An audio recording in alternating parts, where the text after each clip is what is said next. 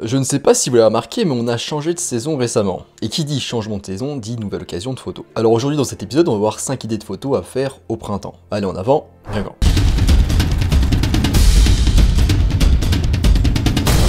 Avant de commencer, je vous rappelle qu'en description, vous pouvez toujours accéder à ma formation gratuite sur les bases de la photographie. Je vous invite à vous y inscrire si ce n'est pas déjà le cas et si ça vous intéresse. Alors déjà, on a l'idée du flatlay. Vous pouvez soit cueillir des fleurs dans votre jardin, soit vous acheter un bouquet de fleurs chez votre fleuriste local, et ensuite trouver un éclairage naturel et choisir un fond uni. Donc de préférence, il faut que le fond il soit bien sans texture, bien lisse, sans plis, sans couture. Et si vous n'avez pas de fond comme ceci en tissu bien plat, vous pouvez toujours remplacer ça par des plateaux. Des plateaux où vous apportez le petit déjeuner par exemple le matin, ou même une table éventuellement, même votre sol éventuellement, si votre sol est bien uni, ou encore du papier cartonné. Donc vous pouvez utiliser des objets un petit peu domestiques du quotidien pour les mettre juste à côté des fleurs colorées. Donc voilà, laissez exprimer votre créativité en faisant des motifs, amusez-vous à explorer différents concepts et créer votre propre œuvre d'art floral. Ensuite, on a le portrait floral. Vous souhaitez peut-être vous prendre en photo, mais vous vous trouvez moche. Alors cette idée, elle va vous plaire. Procurez-vous un grand bouquet de fleurs et tenez-le près de votre visage et réglez votre appareil photo sur le mode minuterie ou utilisez un déclencheur à distance. Vous pouvez aussi utiliser d'ailleurs une grosse fleur, ça marche aussi.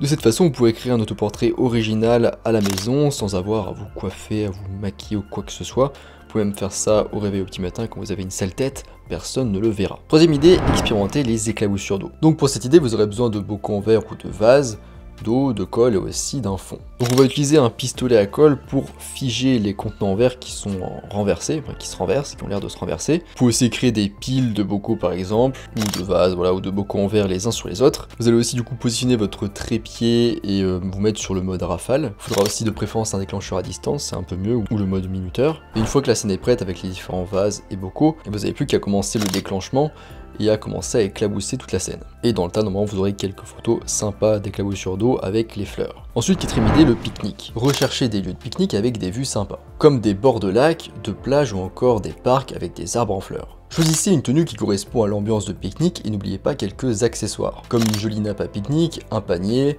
des fleurs, des collations et des boissons bien colorées. Cinquième idée, la photo culinaire. La nourriture et en particulier les desserts se marient très bien avec les fleurs. Ajoutez par exemple des lilas à vos plats avec des macarons violets, associez des fleurs de pommier à une tarte aux pommes ou combinez une branche de fleurs de cerisier avec de petits gâteaux blancs. Pour les plus investis d'entre vous, vous pouvez aussi photographier votre dessert préféré sous forme de fleurs en prenant un petit bouquet en remplaçant toutes ces fleurs sauf les petits boutons par des cupcakes. Ou encore placer un macaron au centre d'une fleur. Sixième idée bonus, les champs de fleurs. Et bien sûr, la dernière idée la plus évidente, c'est de faire quelques petites photos de portrait en plein milieu d'un champ plein de fleurs, donc ça peut être un champ de tournesol ou même d'autres fleurs, et de prendre ce type de photos pendant la golden hour. Voilà, on est à la fin de cette vidéo sur 5 idées de photos à faire au printemps, j'espère que vous aurez pioché quelques idées intéressantes. N'hésitez pas à mettre en commentaire vos propres idées de photos à faire au printemps, c'est toujours intéressant pour tout le monde.